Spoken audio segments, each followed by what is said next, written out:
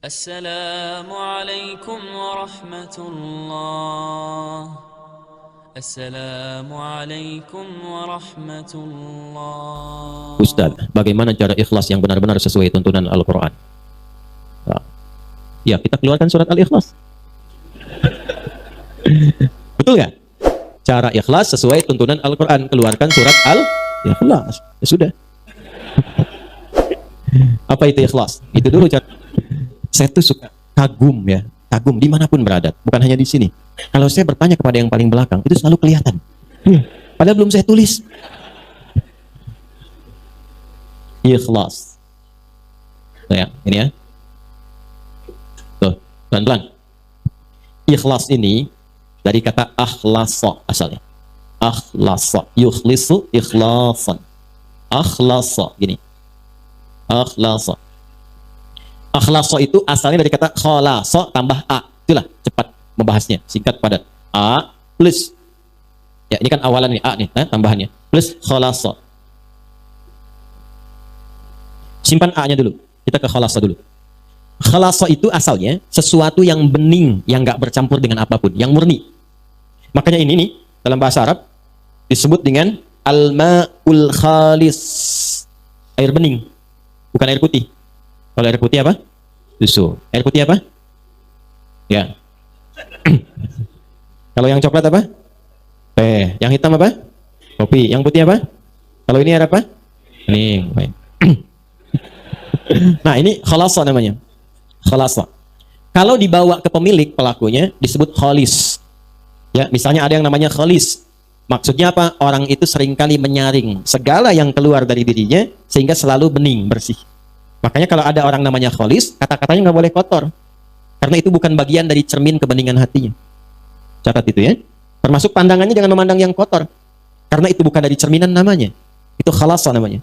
Kalau kita ingin berusaha menyingkirkan yang kotor, menanggalkan, ditanggalkan, digelincirkan, izalah, tanggalkan, supaya yang bersihnya saja yang muncul. Maka tambahkan hamzah di depan kata dasarnya. Dari khalasa, tambah hamzah. Maka harakat ini, huruf pertama kan fathah ya. Lihat ini, fathah. Fathahnya pindahkan ke depan. Jadi A, ini, sini A. Karena ini dipindah, maka ini mati, hilang. Jadi akhlasa. Jadi akhlasa itu usaha yang sungguh-sungguh untuk menghilangkan yang kotor-kotor, yang mencampurinya. Sehingga nggak ada campuran lagi. Kalau ini air bening ada campurannya, saya bersihkan campurannya, sehingga tersisa yang beningnya saja. Maka prosesnya disebut dengan akhlasa. Sudah? Sifatnya, karakternya, sifat yang membebaskan diri, sudah hilang dari campuran, sehingga bening saja, itu karakternya, sifatnya disebut dengan ikhlas. Di ikhlas itu asalnya, keadaan yang murni, bening, yang tidak bercampur dengan motivasi atau keadaan apapun, di luar dengan tujuan pokok yang ingin diraih. Misal, tujuan kita beribadah kan karena Allah kan? Nyembah siapa? Allah, ya. Wa ma khalaqtul jinna wal insa illa liya'budun. Kata Allah, aku nggak ciptakan jin dan manusia kecuali untuk menyembah aku. Maka kalau kita nyembahnya nyembah siapa? Allah. Tujuan kita pada siapa? Allah. Maka jangan pernah nanti ada penyerta-penyerta, motif-motif lain yang menyertai ibadah kita sehingga keluar dari fokus, keluar dari tujuan asal. Karena tidak sedikit nanti ada orang yang ingin ibadahnya seharusnya dilihat Allah karena Allah. Ibadah yang dikerjakan karena ingin diperhatikan Allah, sifatnya disebut ihsan namanya. An ta'budallaha ka'annaka tarahu fa illam takun tarahu fa innahu yarak. Hadis Muslim hadis yang ke-8. Engkau berusaha menyembah Allah dan merasa diawasi sekalipun kau tak mampu melihatnya. Itu ihsan namanya.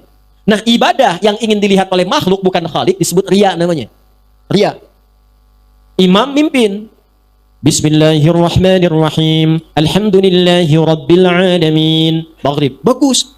Bapak komen setelah salat. Masya Allah Ustaz, tadi bagus sekali suaranya. Mudah-mudahan Ustaz dijaga. Isya ditambahin cengkoknya dikit. Karena pujian tadi. Alhamdulillahi rabbil alamin. Misalkan, karena tujuan untuk didengar oleh orang yang tadi. Atau ingin kelihatan oleh yang lain, saya pun bisa sholat berjamaah. Maka ingin dilihat disebut dengan riya, ingin didengar disebut dengan sum'ah. Itu yang menggeser dari ihsan. Fawailul lil musallin alladzina hum an salatihim sahun alladzina hum yuraun. Riya itu pengen dilihat orang. Bahasa kekiniannya pencitraan. Paham? Sedekah karena pencitraan. Bapak, ada masjid Miftahul Jannah di Gede Bage akan renovasi. Saya yang tanggung semuanya. Saya kasih 1 miliar. Tapi tolong pasang spanduk dari Sabang sampai Merauke. Ini Haji Fulan, misal. Nah, itu riya namanya. Itu mencampur sesuatu dari yang pokok. Kalau kita ingin tepikan berusaha lillah, sifatnya disebut dengan ikhlas. Orang yang berusaha mewujudkan itu, berusaha, namanya mukhlis. Jamaknya mukhlisin. Nah, kita itu diperintahkan oleh Allah sepanjang ibadah, usahakan yang ikhlas. Jadi usaha kita yang dilihat oleh Allah. Nanti Allah yang ngasih hasilnya. Orang yang berusaha untuk ikhlas disebut mukhlis, jamaknya mukhlisin. Turun surah Al-Baqarah surah 98 ayat 5. Wa ma umiru illa liya'budullaha mukhlishina lahud din. Kalau sudah dapat ikhlas itu diberikan oleh Allah dalam hati. Kalau sudah ada dalam hati, nggak pamrih. Dia nggak mikir apa-apa. Yang penting Allah ridha. Jadi walaupun dia ngasih ketahuan orang, dia udah nggak peduli dengan orang. Dia ada level seperti itu ada. Sudah nggak ngaruh, mau muji mau enggak, kadang-kadang dia potong. Akhi, antum itu udah. Itu mah rezekinya dia aja, dititipin Allah sama saya. Kalimat itu sudah nyaman. Tertanam dalam jiwanya, fokus tujuan ibadahnya lillah. Kalau sudah Allah berikan sifat ikhlas itu berubah dari mukhlis menjadi mukhlas. Ada ikhlas, ada mukhlis, ada mukhlas. Mukhlis, ada mukhlas. Kalau sudah mukhlas, maka tingkat ini adalah tingkat di antara yang tertinggi dari hamba Allah yang sulit ditembus oleh setan. Jadi setan itu kalau sudah ketemu orang mukhlas, dia sudah give up. Nyerah dia. Memang dia masih menggoda untuk menunaikan tugas gitu kan. Ya, tapi tugasnya menjadi formalitas karena nggak bisa ditembus. Itu sudah pengakuan setan sendiri. Ada di mana? Di surah 15 ayat ke-40.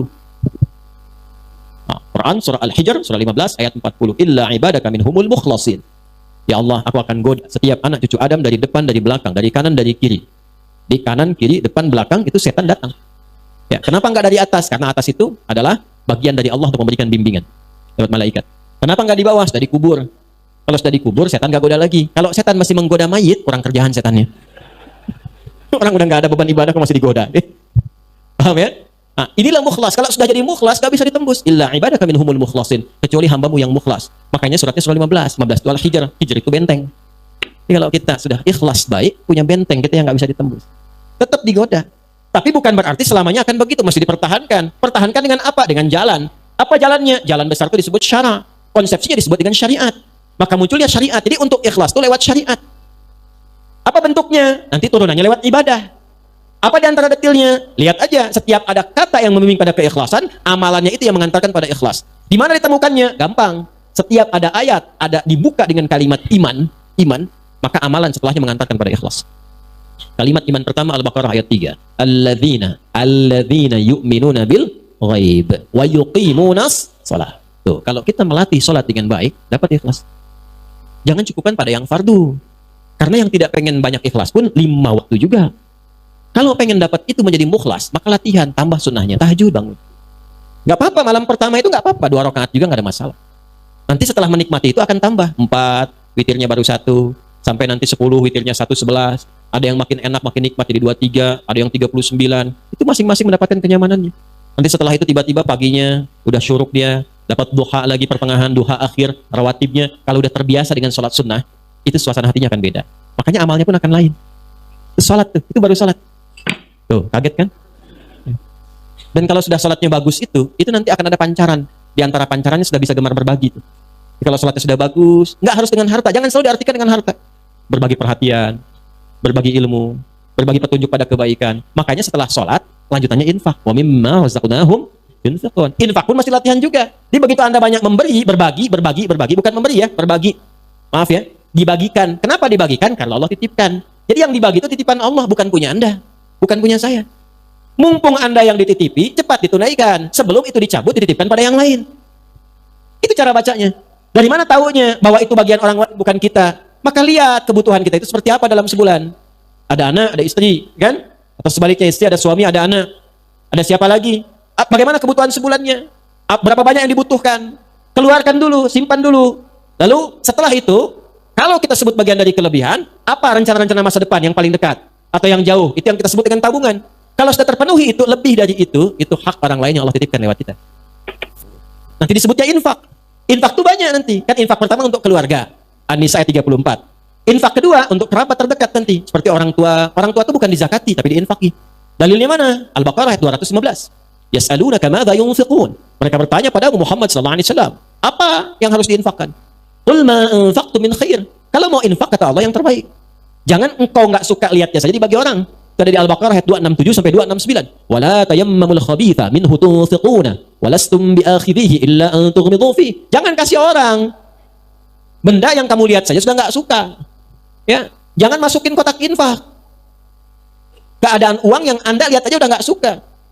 Dilecek di bank aja nggak diterima, masukinnya kotak infak tuh. Bisa ya? Nah, jangan seperti itu. Itu langsung dapat penolakan dari Allah. Kalau sudah ada yang terbaik, yang bagus, maka kepada siapa diberikan? Lil walidain, orang tua. Orang tua tuh memang nggak pernah minta tulisannya. Tipikalnya begitu. Tapi kadang-kadang kode kerasnya itu sering muncul lewat sikap. Itu harus pandai dibaca. Alhamdulillah. Nah, mama cekap kayak jagung oge ya. Oh, berarti kemarin makan jagung. Segera kirimkan berasnya. Ya, oh, pengen mangga. Tadi ngalangkung ke Kosambi. Ini rawas pisan ketinggalan. Cepat ke Kosambi. Apa yang disebutkan cari. Kalau memang bisa didapatkan. Kalau ada kelebihan harta yang Allah titipkan, orang tua 9 bulan lebih 10 hari dikandung, dirawat-rawat, diberikan ASI. Kalaupun Anda sukses kata Allah, jangan bangga dulu, bukan karena kerja keras Anda. Mungkin itu tangisan ibu Anda yang sering berdoa kepada Allah. Minta anaknya jangan seperti saya ya Allah. Mungkin itu peluh keringat ayah Anda yang dulunya ke sawah, serabutan, minta sama Allah, ya Allah, tinggikan derajat anak saya. Jadikan dia lebih nyaman. Gak apa-apa saya begini ya Allah, yang penting anak saya nyaman tidurnya.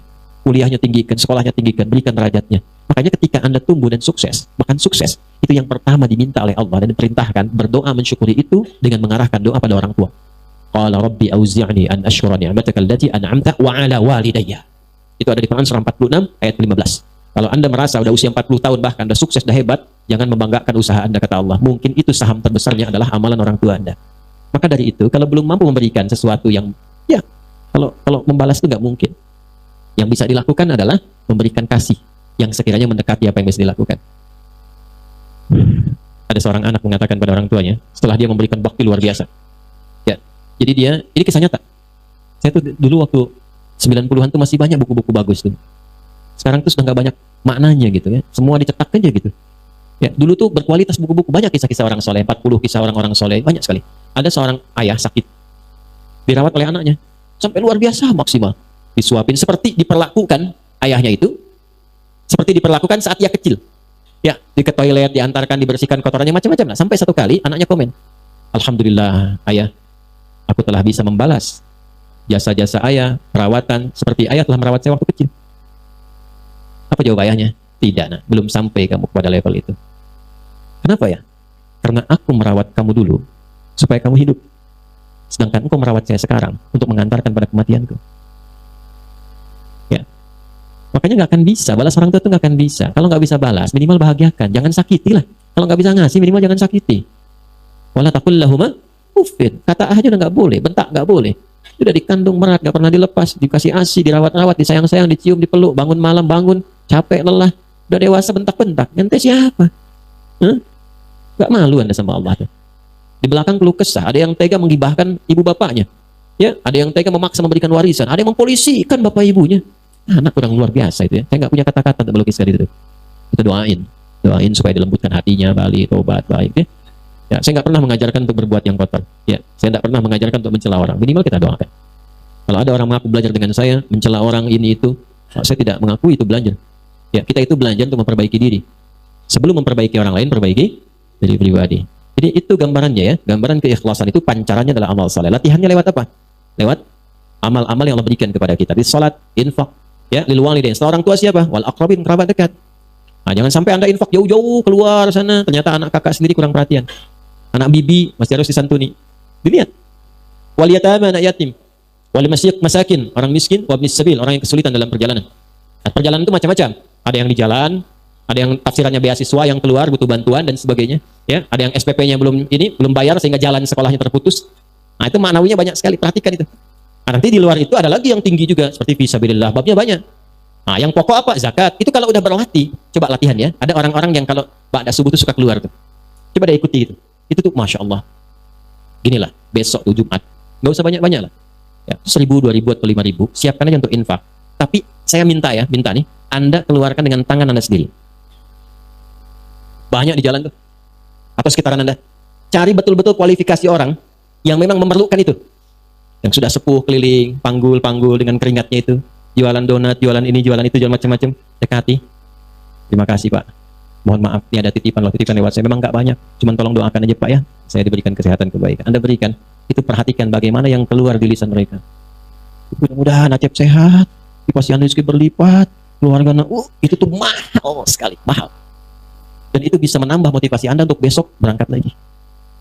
Coba sesekali deh mendapatkan doa dari orang-orang seperti itu mustajab sekali. Nah mungkin usaha Anda sukses itu dari doa orang-orang seperti itu. Bukan karena hebatnya Anda, karena kan yang punya rezeki Allah. Bagaimana Allah bisa menggerakkan semua rezeki itu dekat dengan Anda? Jangan dikira mudah begitu saja. Kalau cuma begitu, Korun lebih jagoan. Ya, Korun itu mengatakan, komen pertama Korun yang di-dislike oleh semua generasi setelahnya, walaupun diviralkan. Apa dia katakan? Ini karena ilmu saya. Ya. Maka Allah nggak suka. Diadakanlah likuifasi, ditenggelamkan, dilumat ya dengan tanah sekalian, dengan semua harta-hartanya. Gitu. Jelas ya? Halo, kenapa ini jadi sedih begini? Paham ya? Assalamualaikum warahmatullah. Assalamualaikum warahmatullah.